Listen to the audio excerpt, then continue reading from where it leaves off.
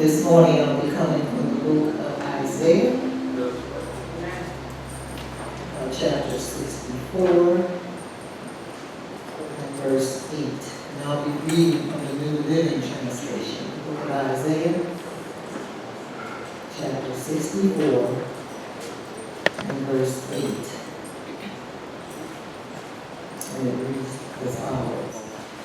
And yet, O Lord, you are our Father. We are the clay, and you are the potter. We all are formed by your hand. And yet, O Lord, you are our Father. We are the clay, and you are the potter. We all are formed by your hand. And Isaiah 45, let's go to Isaiah 45 and verse 9. Isaiah 45.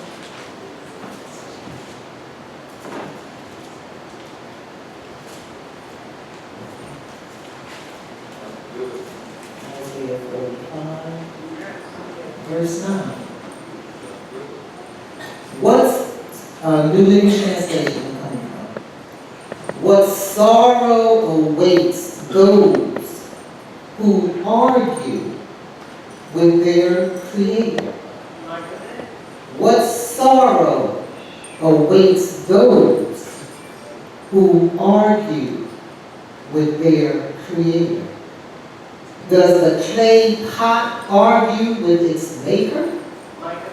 Does the clay dispute with the one who shapes it, saying, stop, you're doing it wrong? Does the pot exclaim, how clumsy can you be? What sorrow awaits those who argue with their Creator? Does the clay pot argue with its maker? Does the clay dispute with the one who shapes it, saying, stop, you're doing it wrong? Does the pot exclaim, how clumsy can you be? My topic this morning is, are you in good hands? Are you in good hands? He's got the whole world in his hands. He's got the whole world in his hands. He's got the whole world in his hands. He's got the whole wide world in his hands. He's got the little bitty baby in his hands. He's got the little bitty baby in his hands. He's got the little bitty baby in his hands. He's got the whole world in his hands. Amen and amen. I don't know if any of you remember Bill Withers. Amen, all right.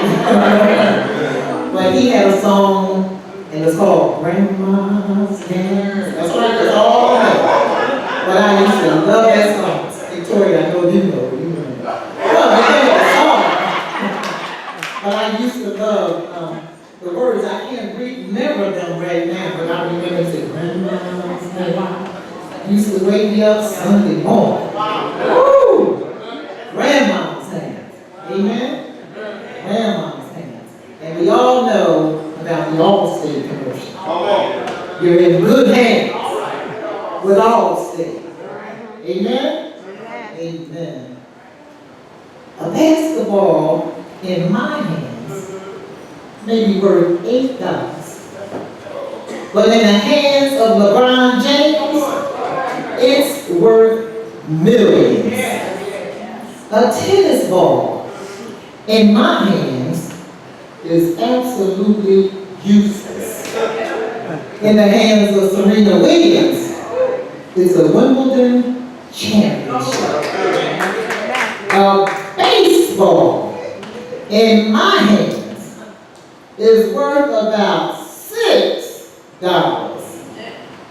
In the dollar store, it's not very well around a dollar. But in the hands of Bryce Harper, it's worth about $330 million. A golf club in my hands is totally hilarious. But in Tiger Woods' hands, it's amazing. A football in my hands is scary. I remember telling my children one time, I don't know how they play football. Because if I'm at the line of scrimmage or whatever you fellas call, you know what it is. I don't know on that. But when I'm there and I'm there calling them numbers and I'm seeing 50,000 pounds coming towards me. Here's the ball.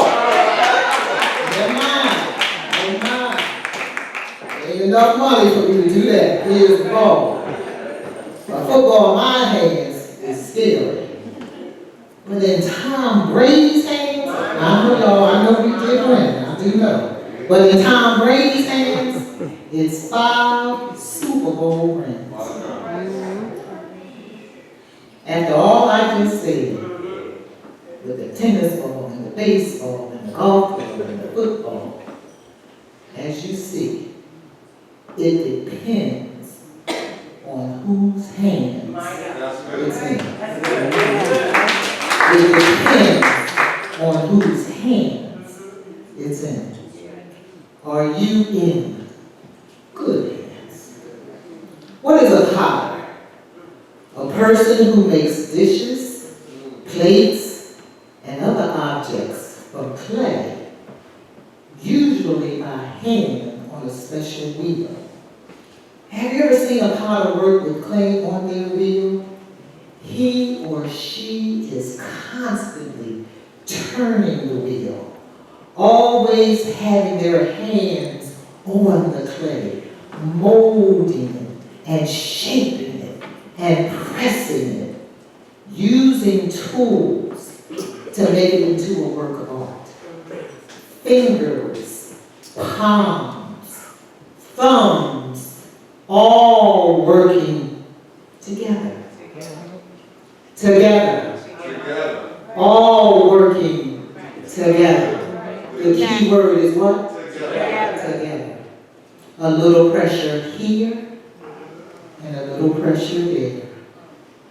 The clay becomes what the potter forms it to be. Individual believers are God's vessels. We're chosen vessels to bring God's blessings to the world. We're all different shop size. We're all different shapes. We're all different forms. And we're all different colors. And we're all made for different purposes. Amen. We who profess to be imitators of Christ should be like him. If Christ himself committed his spirit into his Father's hands, we should do the same. Amen. We are all clay in the potter's hands. God is the master potter. We should allow him to mold us, to make us, to shape us into the vessels he desires us to be.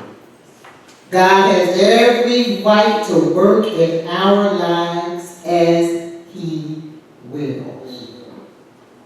God has every right to work in our lives as he wills. He should be able to cut away the areas of our lives that do not please him. He should be able to do that. He should be able to cut away that meanness, that hardness, that bitterness, that hatred, that unforgiveness. He should be able to cut those areas away so we can be who God has called us to be. If the vessel has hardened, it cannot be used. If the vessel has hardened, if the clay has hardened, it cannot be used. It may mean, and it probably will mean, that God will have to break it. Did you hear me, church? God will have to break it. When I was growing up, I was under Reverend George T. Sims, and one Sunday, I'll never forget what he said. He said, Lord, use me, make me, and if you have to, break me. And make me into the person you want me to be. Sometimes God has to break us and start all over again. People with hard hearts and stiff necks may easily be broken. We serve a what? Almighty God. An all-powerful God. It's a terrible thing to fall into the hands of a living God. Be careful. Be careful.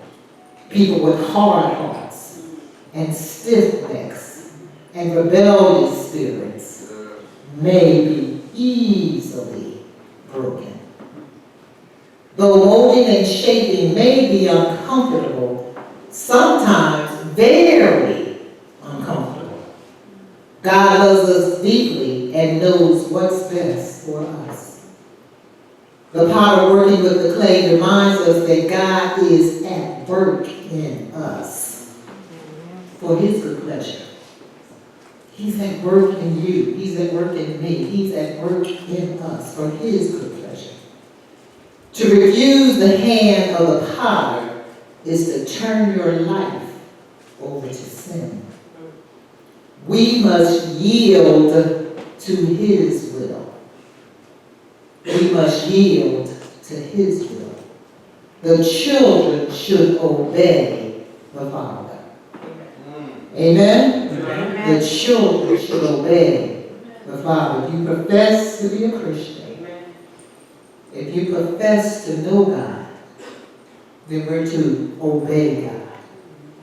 The great thing is that when we allow God to mold us and shape our lives, he will turn us into a wonderful, wonderful work of art. A wonderful work of art. God makes a beautiful life and a useful life out of a person that is yielded to him, that gives their lives to him. God, I don't understand. God, I don't know what you're doing, but I'm yielding my life to you. Okay, now this is participatory. I want everyone in this congregation to look at your hands. Look at your hands. Hands tell a lot about a person. Hands tell a lot about a person. Fortune tellers, which we in this room should not believe in. Amen? Fortune tellers look at your hands to supposedly tell you your future. Doctors look at your hands to determine your health. You can tell someone's occupation by looking at their hands. For example, contractors, mechanics. Y'all know how their hands look? Contractors, mechanics, hard-working people. Amen. Manicurists make their living by looking at and massaging our hands and painting our nails. Amen? Amen. Amen. I went to her this week. I was happy somebody. Go and see the manicurist. Look at your hands. Look at your hands. Now, some hands are insured, such as the surgeon's hands. Members of the orchestra, their hands are insured. Boxers' hands are insured. Artists, their hands are insured. And the list goes on. What are you doing with your hands? What are you doing with your hands? Are your hands building up, or do they take down? Are your hands helping, or are your hands hurting? Are your hands busy, or are your hands idle? Are your hands clean with good works, or dirty with evil works? Are you in good hands? Are you in the hands of the one who wants only the best for your life? Or are you in the hands of the one who wants to end your life? The enemy comes but for to steal, kill, and destroy. But God said, but I am come that you might have life and have it more abundantly. Are you in the hands of the one who loves you, or in the hands of the one who hates you? Are you in the hands of the one who gives? For God so loved the world that he gave his only begotten Son. Or are you in the hands of the one who takes? Are you in good hands? The benefits of being in God's hands are numerous. In God's hands there is provision. In God's hands there is healing. In God's hands there is covering. In God's hands there is correction. In God's hands there is comfort. In God's hands there is love. In God's hands there is joy. In God's hands there is strength. In God's hands there is power. There are benefits, y'all, for being in God's hands. So, we as Christians should have praying hands, loving hands, yielded hands, useful hands, teaching hands, and helping hands. Are you in good hands?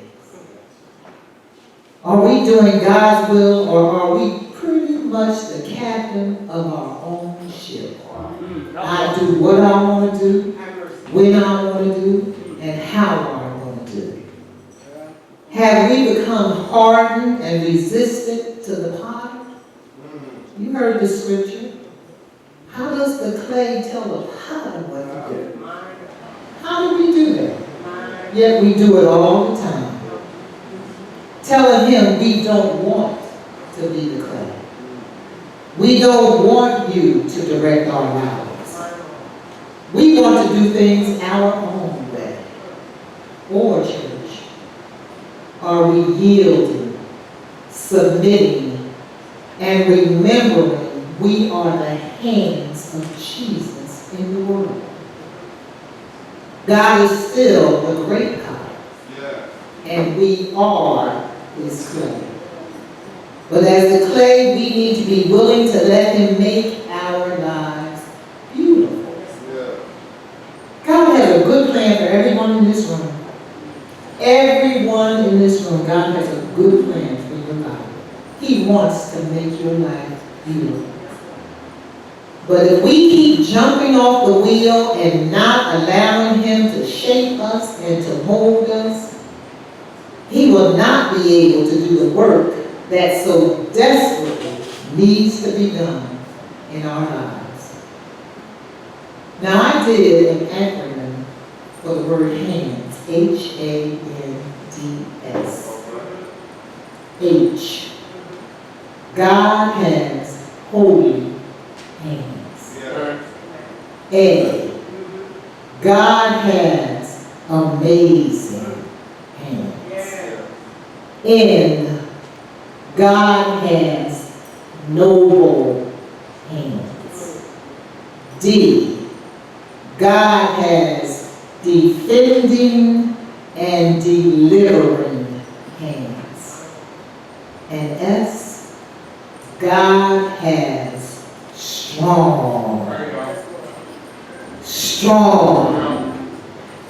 strong hands. Are you in good hands? Just as the clay finds its highest purpose when it remains pliable in the hands of the potter, so our lives fulfill their highest purpose when we let our potter have his way with us. So church, you heard the acronym for hand. God has holy hands. God has amazing hands. God has noble hands. God has defending and delivering hands. And God has strong hands. Who wouldn't want to be in God's hands? Anybody who doesn't want to be in God's hands? We all want to be in God's hands. Jesus' hands were kind hands, doing good to all. Healing pain and sickness, blessing children small. Washing tired feet and saving those who fall. Jesus' hands were kind hands, doing good to all. Take my hands, Lord Jesus, let them work for you. Make them strong and gentle, kind in all I do. Let them watch you, Jesus, till I'm gentle too. Till my hands are kind hands, quick to work for you. Our hands and our lives are to be in his hands. Amen. Which, church, by the way, are the best hands to be in. Keep your life in the hands of the loving potter. Are you in good hands? Are you in God's hands? Amen.